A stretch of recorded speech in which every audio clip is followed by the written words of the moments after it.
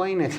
Yeah. So even just from a basic understanding standpoint, I think it was a great experience. It was cool, and a lot of nice people. So they served us lunch. It was great. served us lunch. And the Williams School is so nice, and it was a good time. It's a beautiful school. Yeah. And thank you. I want to thank Betty Ann Ryder and Barbara Alton for getting us involved in that, and we will definitely the whole Hands Against Hate organization, Yes. and the Groton librarians who volunteered, and Campus Pizza for the lunch, and Williams School. And it was wonderful, and we're going to do it again next year for sure. Yep. But yeah, it was great. There were a lot of students, I think, from Montville High. Yeah, Montville High had a very strong showing. And it was interesting. There were a lot of young women there that were from Tibet. Yeah. Which was very interesting. I was fascinated by that. Tibetan immigrant students. Yeah, there was I think 1 or 2 boys and a bunch of girls. Girls. At one point towards the end, I wound up with 6 of them, which was. It started as a pair and it grew. It wound up being 6, and they were all they were mostly related. They were sisters and cousins and stuff, and the oldest ones being teenagers. And there were a couple that were really young, and they were so cute. It was just they were really sweet, and it was fun, and I had a great time. I was in my glory. And there was also a very good showing from the Muslim community. The Center for Islamic American Relations had a they were big so nice. showing there. They were so nice. It was great, and it was really nice to interact with them. And we're hoping that we may actually get them on the show at some point.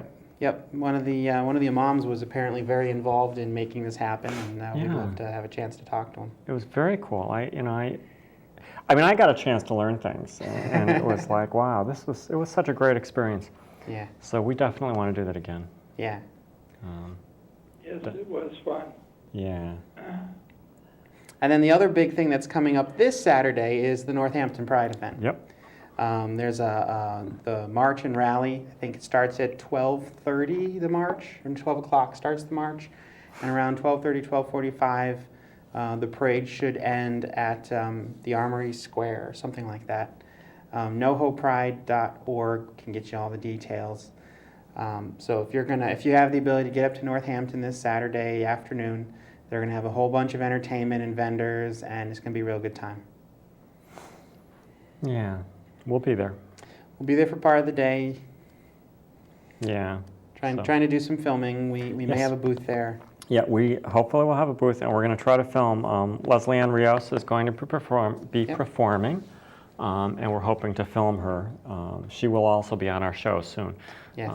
So we have actually been working on the editing, so we should have that footage on air very soon, which was very cool footage. Yeah. It really is very good. So okay, I won't tie up the line here. Okay. So we have other 3. Call in. Okay. I just want to say hello and. June 2nd. Yeah. Okay. So we will see you soon. You have a good evening. You too. Thanks, Renee. Okay. Bye. Take care. Bye-bye. Bye. Yeah. It is Renee Benoit, who is our activities director as well as our guest coordinator. Anyway, So where were we? Itawamba Agricultural High School and your roots.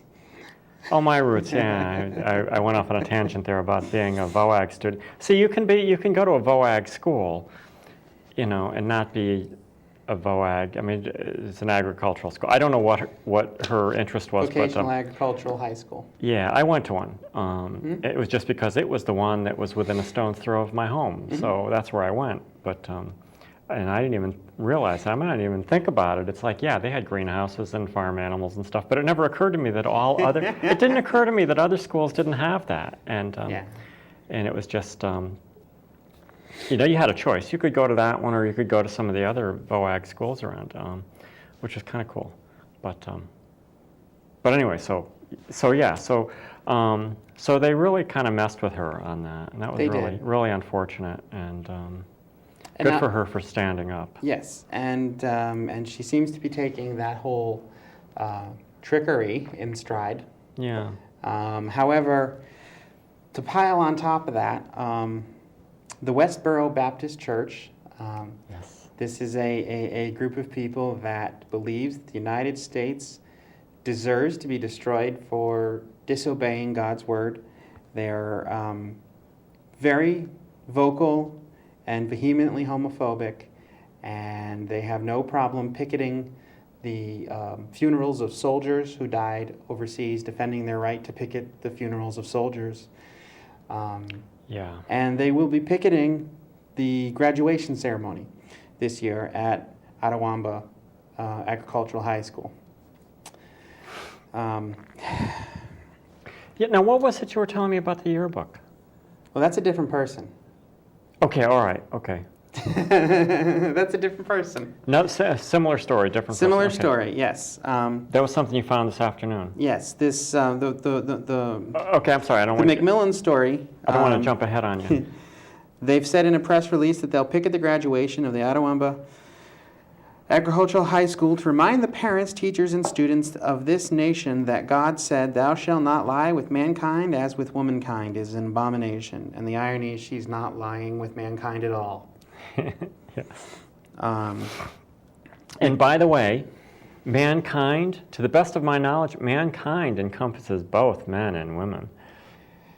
Unless they're willing, Maybe not in that context. unless they're granted. willing to go back and read the Sanskrit and Hebrew in the original languages with the original context in the original cultural environment it was written, they're going to miss the point. Yeah. Ms. McMillan took her school to court last month after she was barred from attending prom with her girlfriend. The judge ruled the school had violated her right to freedom of expression, but it did not force the school to reinstate the prom. As an alternative, inclusive one was said to be organized. That inclusive one being the diversion from the real prom that was being organized. Right. She and her girlfriend had been sent to a fake event with only a handful of other students while her classmates enjoyed an event at another venue. What they like to say of her is, this is the Westboro Baptist Church, those God-fearing, loving people. Right. Yeah. The parents of Fulton, Mississippi, or Missouri? Mississippi. Mississippi. Feign outrage that a filthy dyke wants to parade her quote-unquote girlfriend around at their night of fornication that they call a prom. Wow. They had a duty to teach their children what the Lord requires of them. They shirked this duty. The Lord repays them to their face by sending dykes, burning in their lust to tyrannize them. Oh my God. That's the Westboro Baptist That's the Church. Westboro Baptist Church explaining why they're going to picket Shame the on graduation. them. Shame on them. My God. Those are their words, not mine. So it was kind of disturbing when I read this story today that North Carolina parents are planning an alternate prom to avoid another gay couple. Here we go again.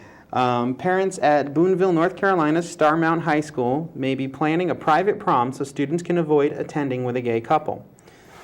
Jordan Nixon and his boyfriend Chase were told earlier this month that they would be allowed to attend prom together. They had originally been told that he couldn't bring his boyfriend, and that's when Jordan's mom stepped in and threatened the school with legal action.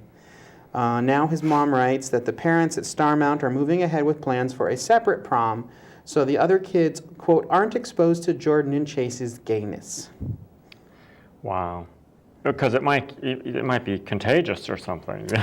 Well, especially on prom night. My God. Anyway, I'm sorry. No, well, that's... Yeah. Come on. So much for live and let live. Yeah. So much for loving thy neighbor and being treated equally under the law. And all those things that we claim America was sort of founded on. All those things we hold so dear. Yeah, apparently they're held dear as long as they don't touch my life. So the one that you were talking about is a third story from Mississippi. Second story from Mississippi, third story. Mississippi high school senior, and these stories are all from theadvocate.com to give credit where credit's due. Mississippi high school senior Ciara Sturgis opened her yearbook last Friday to find out that her photo, in which she